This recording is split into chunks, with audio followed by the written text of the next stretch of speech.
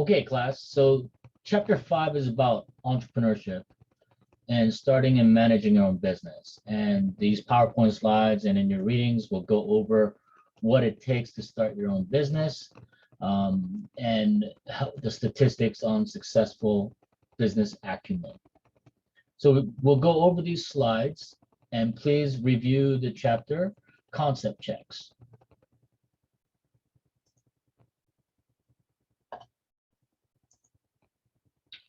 So I'll let you read the learning outcomes from this chapter.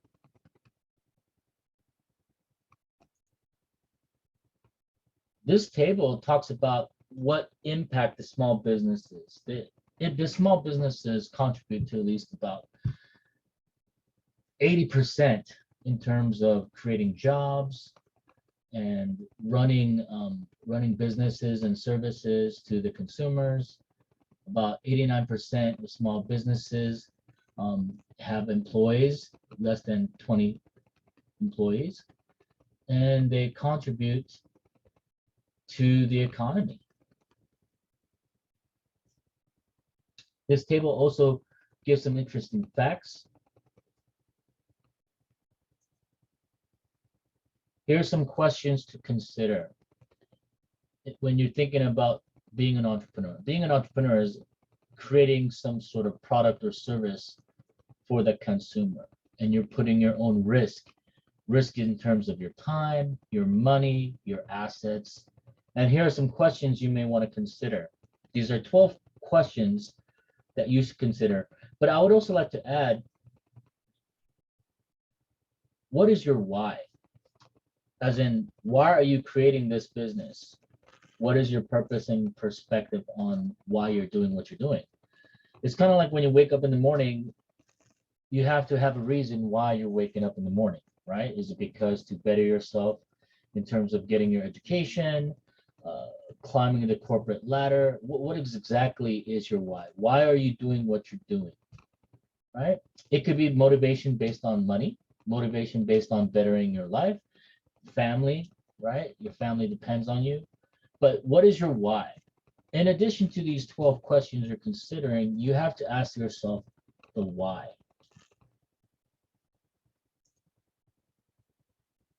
Here's some interesting statistics for minority-owned business. There are grants for minority-owned business that you may want to look into through the Small Business Administration. And these are some of the concept checks that you want to consider when reviewing this chapter.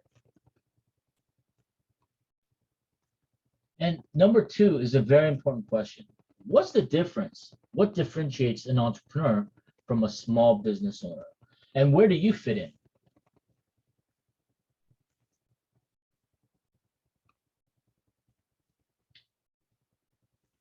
And when you go over the slides, please click on these links, right, to view the TED Talks. Let's play this video. Hi, I'm Jack Bonneau, the founder and CEO of Jack Stands. I'm 10 years old and I'm on a mission. My mission is to inspire kids to run their own stands and sell their own products in real marketplaces that are safe, properly permitted, and fun. I ask your support so we can grow Jack Stands and reach out to as many kids as possible so they can have the experience of learning about entrepreneurship, business, financial literacy, while having fun and making some money. Jack Stands provides kids authentic experiences in entrepreneurship, business, financial literacy, life skills like building confidence and being social, in actual marketplaces that are safe, properly permitted and licensed, and fun. We provide an old-fashioned wooden stand at an authentic marketplace with actual potential customers. We will provide the location, the stand, the supplies, the permits and licenses, insurance, and beverages and products depending on the market or season, training, and a calculator. We provide everything except their mood and their enthusiasm. They'll have to provide that. When a new kid starts, we will have them count their bank, which they will make change from. We will teach them how to greet their customer and what to say when the customer says no, like have a nice day, and how to make change, how to take credit card, and how to track their sales. At the end of the day, we will go through a mini profit and loss statement to figure out their revenue, expenses, profit, and tips. The kids do all their own math. On average, each kid will earn about $30 to $50 or more for each shift. Our crowdfunding campaign will be used to double the number of Jack stands and marketplaces in Colorado, and our first city outside Colorado will be downtown Detroit, Michigan.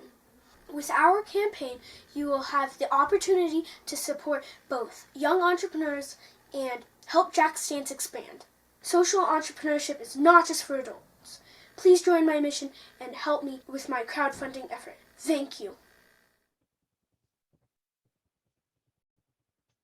So when you're looking at this video, a 10-year-old kid has broken down their mission, their vision, and purpose of their business and what they do and why they do it.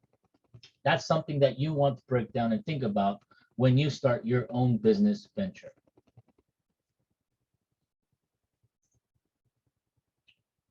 Here's another TED Talk by Jack Banu. It's about a 7-minute video. Let's take a look at it.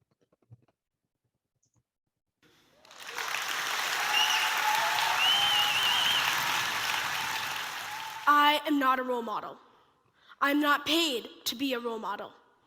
I get paid to wreak havoc on the court. Parents should be role models. Just because I can dunk a basketball doesn't mean I should raise your kids. These are the famous words from the 1993 Nike commercial with NBA Hall of Famer and NBA analyst Charles Barkley from 25 years ago. Webster's dictionary defines role model as a person whose behavior in a particular role is imitated by others. Parents are role models.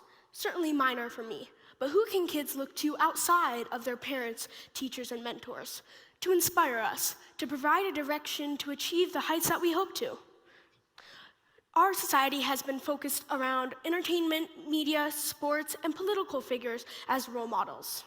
Sports stars like LeBron James and Steph Curry are looked up to by millions, and icons like Lance Armstrong and Tiger Woods have disappointed millions with professional and personal problems. Entertainment stars like Ellen and Oprah aspire to our better selves versus the Harvey Weinsteins and the Bill Cosbys, who are examples of those who were once held in high esteem, only to find out some terrible truths. Superheroes used to just be white guys like Spider-Man and Iron Man, but now we have Black Panther and Wonder Woman, and it's great that minorities and women are finally being represented in these superhero roles, but they are just fictional characters. The Kardashians have a huge social media following, over 100 million, and are looked up to by many. But their biggest accomplishment is being famous. Is this something that a kid like me should aspire to? Or should we look to someone, a role model, who is more inspiring, more relatable, that us kids can see ourselves in them? I believe that kids can be their own best role models.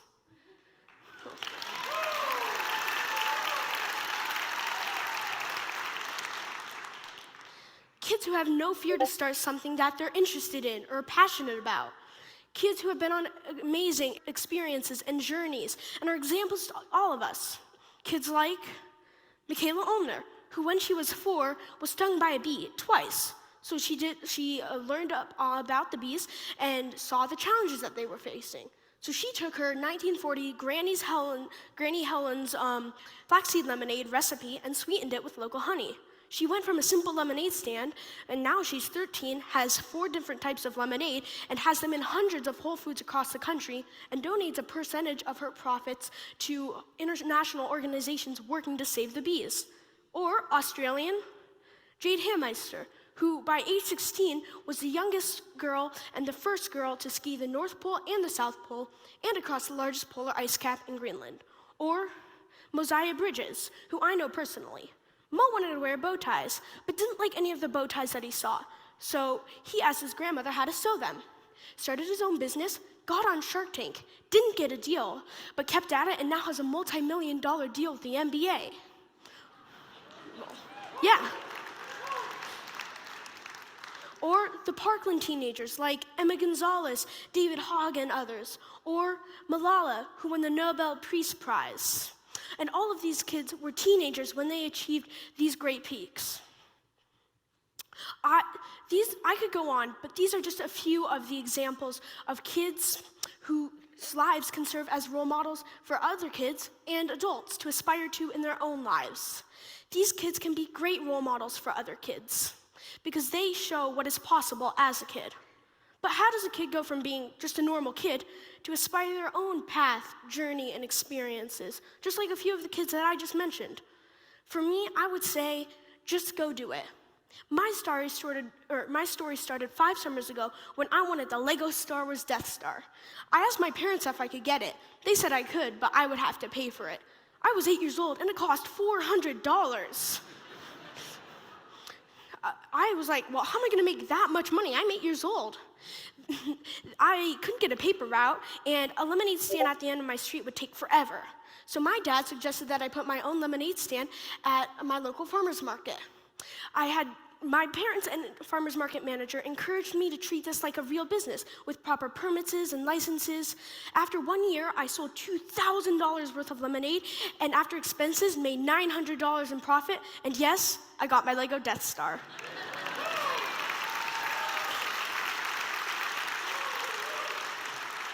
I had such a great experience that I wanted to share this with other kids. So I created my own business where kids and their families could sign up at a website to sign up for a date and a time and a location to operate my stands. I was getting so many customers that I also reached out to other young entrepreneurs to sell their products at my stands. In both cases, I just did it. Mo didn't give up on finding the type of bow tie that he liked. With the help of his grandmother and his mom, he started designing and making the bow ties that he liked. He just went ahead and did it. Michaela didn't let To Be Seen stop her. With the support of her parents, she's a successful social entrepreneur, bee ambassador, educator, and student. She just did it. Jade, when she was 12, made the trek to Everest Base Camp and was inspired by 2 women she met there to go on her own quest, Jade's Polar Quest. These kids had no expectation of being role models to us in the world. They just had the courage to just go do it and to just figure it out with the support of their parents, school, and mentor along the way. It was the simple effort of having interest, a passion, aid a cause, or solving a problem, and the courage to just go do it. There are so many kids that we can look to see ourselves in their shoes, their journey to inspire us to embark on our own journey, our own path. We can see ourselves in them because they are just like us. They are us.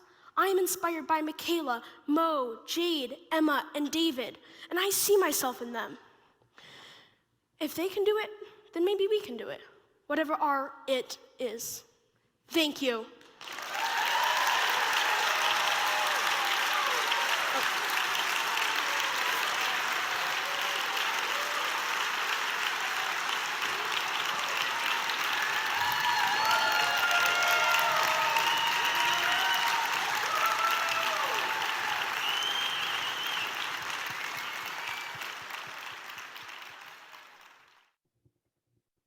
So after viewing this video, think about what lessons you can learn from this and how you plan to apply those lessons into your own business entrepreneurship.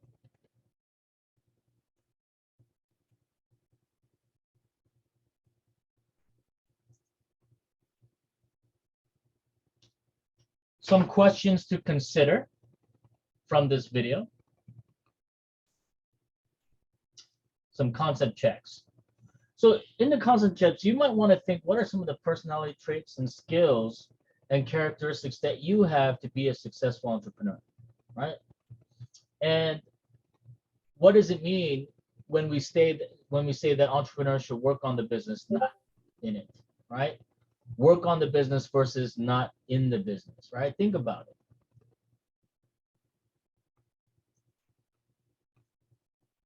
This table gives you a snapshot of small business owners, some statistics from 2016, some information between 1996 and 2011.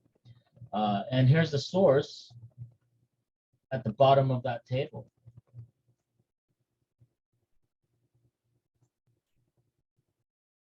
There's another table please review this slide from your PowerPoint and from the chapters in the book, chapter 5.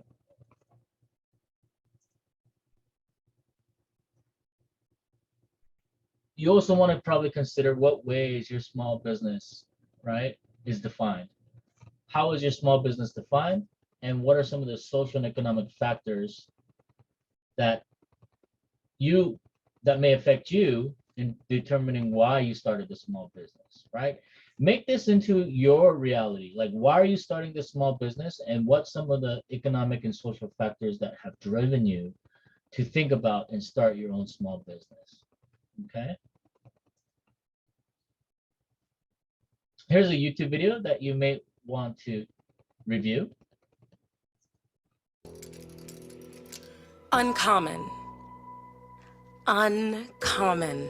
Extraordinary, non-standard. Uncommon is the upside down of boring. Uncommon is the opposite of unexamined. Uncommon is, well, uncommon. But what does it take to trip up the typical? Refuse the usual, confuse conventional. How do you be uncommon? To start, uncommon acts louder than uncommon speaks. Uncommon communes instead of comments. Uncommon does the hard work. Uncommon always shows up. Uncommon finds the calm in the storm, the kind in the conflict, the novel in the normal. Uncommon summons the strength to listen. Uncommon is the willingness to welcome, the courage to connect, and the endurance to take the next small step again and again and again. Uncommon walks the block to meet its neighbors. Uncommon says yes when asked to mentor or lead. Uncommon stays after school. Uncommon learns the hard lessons and tackles the big questions. Uncommon believes every kid deserves not only a chance, but a destiny. Uncommon shops small, dreams big, and starts to think that one crazy idea might not be crazy at all. Uncommon tries. Uncommon comes together. Uncommon starts something. So whatever you're dreaming, now is the time for uncommon. And we believe uncommon is you.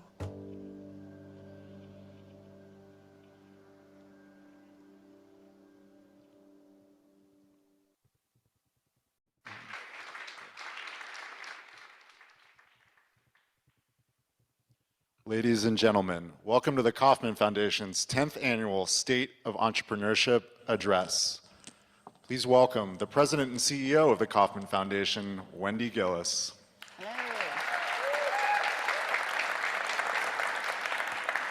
Good morning, everyone, and welcome to the Kauffman Foundation's 10th State of Entrepreneurship. So we're doing things a little differently this year. Rather than being in Washington, D.C., we're coming at you live from Kansas City. That's right, we're in our hometown here, right in the middle of the country, to highlight the need for all of us to do things differently if we're going to see a different result for our communities. We've learned a lot in the last couple decades, and the more we learn, the more we understand that all change begins with an idea that's based in passion. Here's a great example. So this venue right here is the site for our 1 Million Cups program that meets in Kansas City every Wednesday. Now, 7 years ago, 1 Million Cups was just a small, informal gathering at the Kauffman Foundation. The idea was to get entrepreneurs talking to a larger community, sharing lessons and supporting each other. That meeting, and several meetings thereafter, provided the foundation the opportunity to listen and really learn about what could help entrepreneurs, which is our passion. Fast forward to this morning, and that gathering in 2012 has resulted in a volunteer-driven program that's organized and supported by the foundation that has scaled to more than 180 communities and was attended by more than 149,000 people last year alone. Each 1 Million Cups community asks a simple but important question: how can we help? Community-based programs like 1 Million Cups highlight something that we've been focusing on, that all economies are local.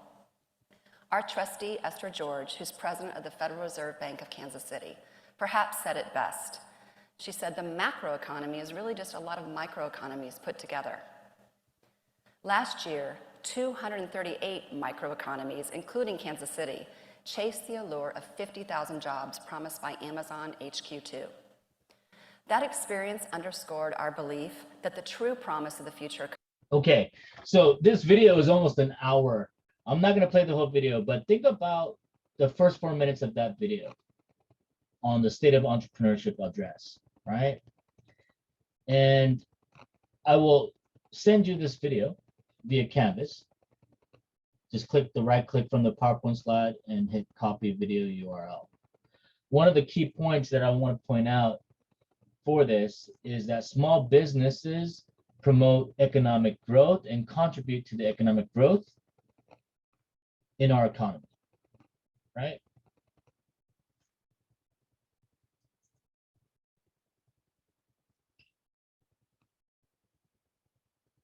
Now, this is just something to consider. This table is a very good checklist in terms of when you start your business or before you start your business, you want to have a self-analysis of yourself. What are your risk factors? How are you able to handle the risk? The higher the risk, higher the reward. Are you risk adverse, which means that you're not really prone to risk, you get a little nervous? Where do you fall on the scale of risk averseness, right? And what is your skills and experience that you have when you're starting this business? And when they say finding a niche, they're saying, what is your specific target market, right? So you probably want to set up some goals and adapt those goals and figure out what is your target demographic that you're trying to market to, and conduct some market research. Maybe even go to some of your competitors and see how they do their business, right? If you're going to open up a restaurant business, check out some restaurants, how the restaurant is run, the employees, right? Management. And try to write a business plan. There are many business program templates out there that gives you like little sections and information on what to write in. But I would definitely check out your local small business administration in Los Angeles County, Orange County.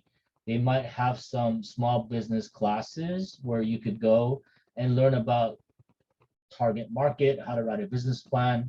And some of these classes are either free from your local government to your local county government to nominal fees of like $10, right? Check out SBA.gov. There's the source website right here. Just something to consider. These are just examples of successful entrepreneurs, their company and their description. More examples.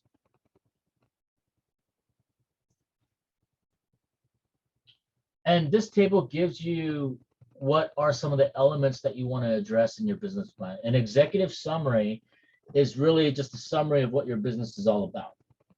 Your vision is what do you envision in your business, and your mission is kind of like what do you plan to do in your business? What is your goal in your business? Your company overview summarizes what you do, who you are, and what product or service do you offer. And your product and service plan, how do you plan to promote? Your marketing plan should be about how you're going to market your business, service, or your product to the open marketplace, and who's your target market. What age demographic are you catering to? Are you catering to the 18 to 45? Are you catering to under 18, the preteens, specific clothing markets? Your management plan is how are you going to manage different employees? How are you getting your employees? What is the training protocol? And how you're operating, right? Operating plan is basically how you're going to operate the business, your functions. And the financial plan is something very important where investors look at. A lot of investors look at the summary, executive summary, in terms of what your business is about. Then they go into the financial plan in terms of how are you going to make the money? What is your forecast? Your forecast is what's the amount of money you're making your first year, and how do you foresee the money you're going to make in your second year and beyond, right?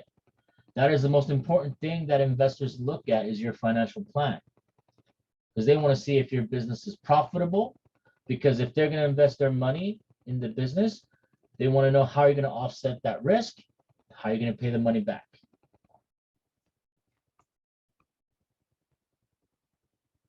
Table 5.9 is just talking about heavenly deals. There's things called angel investors, where they will take a look at your business plan and give you money. I'm sorry, not give you money, but let you borrow money to operate your business into fruition, right? And what they're going to look at, as I said in the previous slide, they're going to look at your executive summary in terms of what your business is about and who you are. And they're going to look at your financial plan, which should include your forecasting.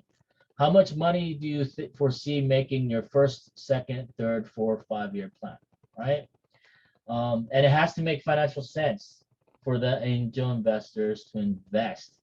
And they want to see that passion, right? It may be something that they're passionate about as well, or they have an interest in terms of the market you serve or the product you're offering.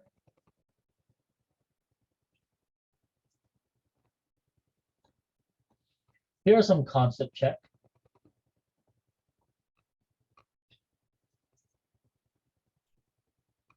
This is a good video here about how to write a business plan when you're starting your own business. So I'm going to play it right here. Let's take a look at it.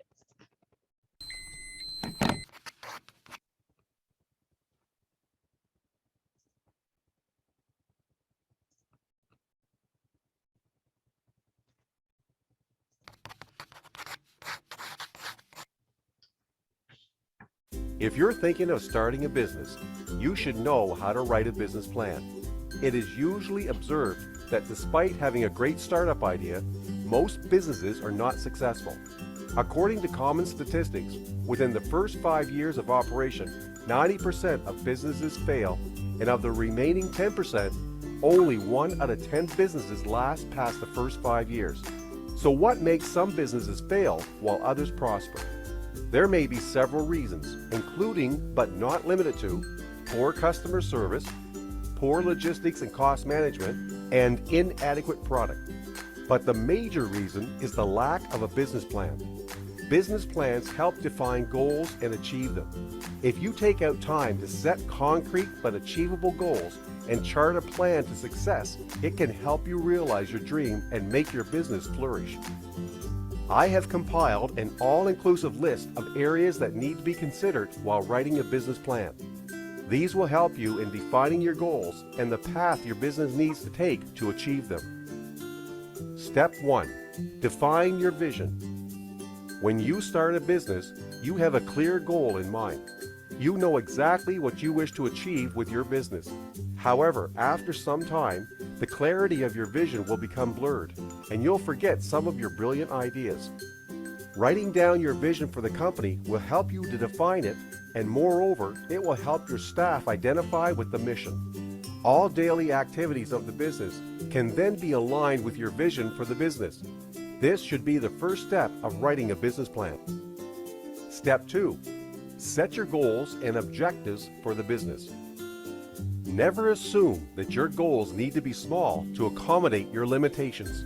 Think big. Clearly define your short-term goals, the ones that you wish to achieve within 12 months, mid-term goals, those that will take between 2 to 3 years, and long-term goals.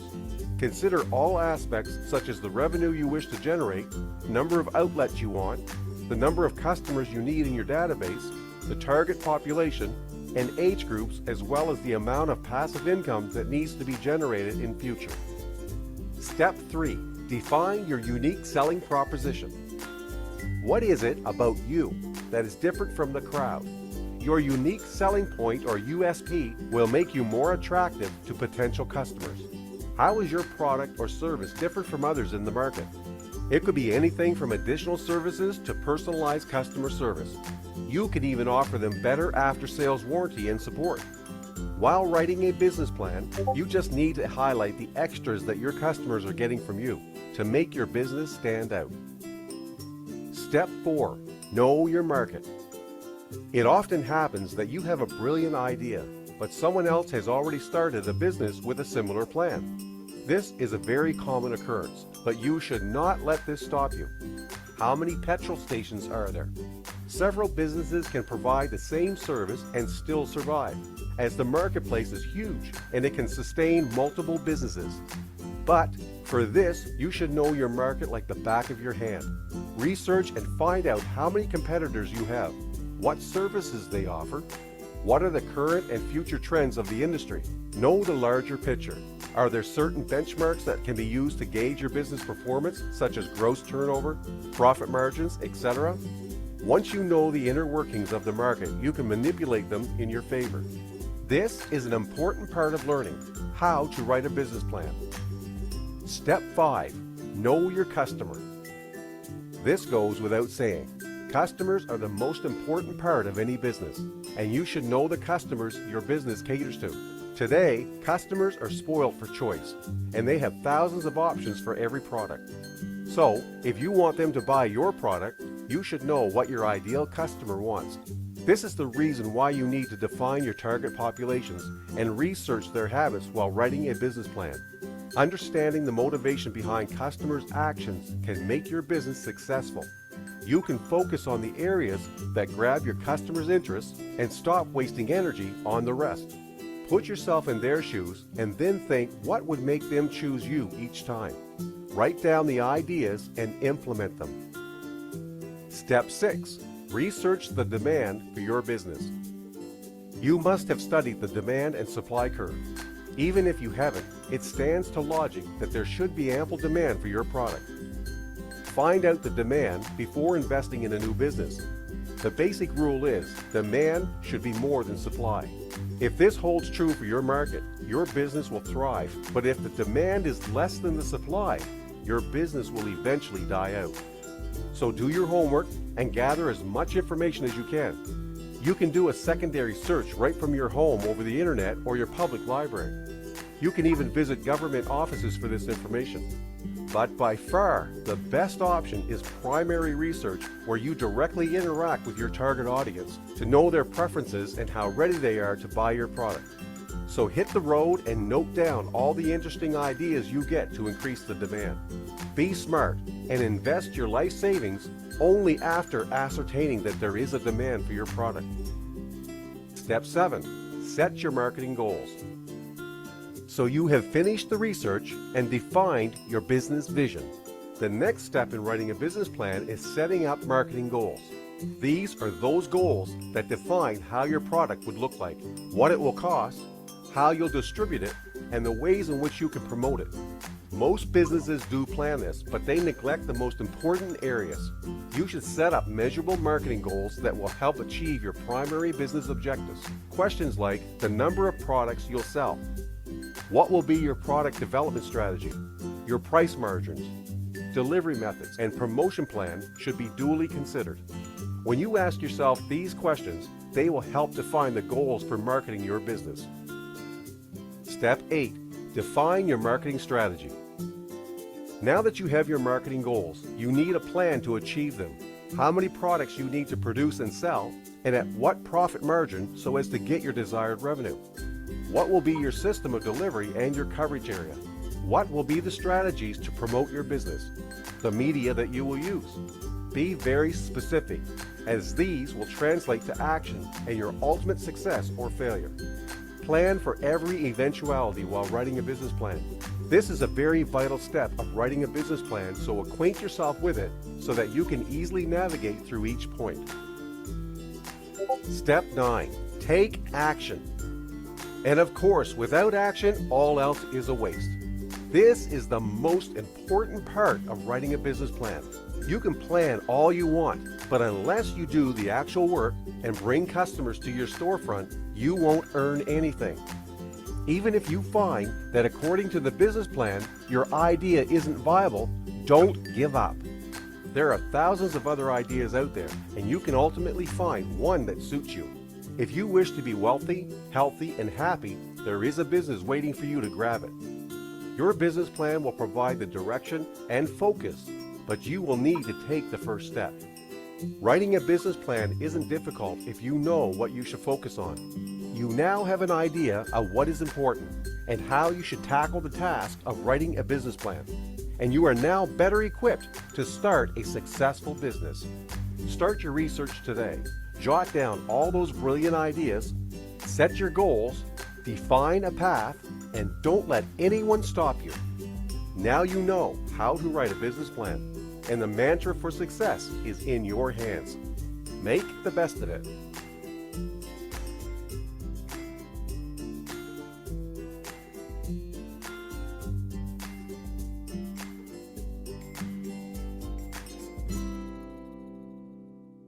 I hope this visual gave you an idea in terms of how to write a business plan. And when they pointed out that to know your customers, that's very critical. If you don't know your customers and you're trying to sell something, the customers don't like it, and you keep trying to do the same thing, this is when you should maybe change it up in terms of how you're serving your customers, right? Remember, without customers, you don't have a business. If no one's buying your product or service, you don't have a business. Think about that. These are some just questions to consider.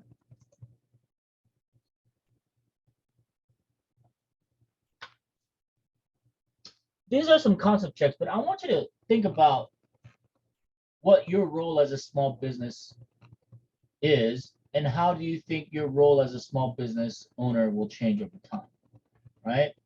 In the initial start of your business, you may be doing the marketing, the accounting, the janitorial service, and everything else. And you also probably going to be the human resource management, where you are hiring and firing individuals and developing policies and procedures for the employees that work for you in your small business, right? But as your business grow and becomes more profitable, you may want to hire out expertise that is well-versed in human resource management, policies and procedures. You may want to hire an accounting individual to do the books for your business, have an accounting and finance department. You may also want to have a marketing specialist in your business, right? But when you initially start, you may be doing all of that by yourself, but over time, maybe you could oversee new roles for new employees that come in and could take over some of that responsibility. Another concept checked. You might want to think about the advantages and disadvantages of small businesses, right? As an entrepreneur and as a small business owner, there might be some things that you can't compete with when it comes to big corporate companies. Some of the small mom and pop grocery stores or clothing stores, they may not be able to compete with the Walmarts and the Targets of the world in terms of pricing, right? Might want to think about that. And how can you address it and adapt to that? So I gave a website before about the Small Business Administration. I highly recommend you take a look at the sba.gov and take a look at some of the resources they have.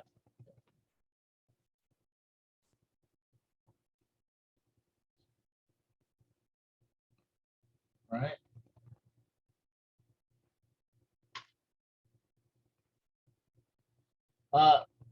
My apologies for whatever reason, this is not working, but I will send you the link again if you need it. Some questions to consider and some concept checks that I want you to review while you're reading the chapter 5 and while you're reviewing the PowerPoint slides.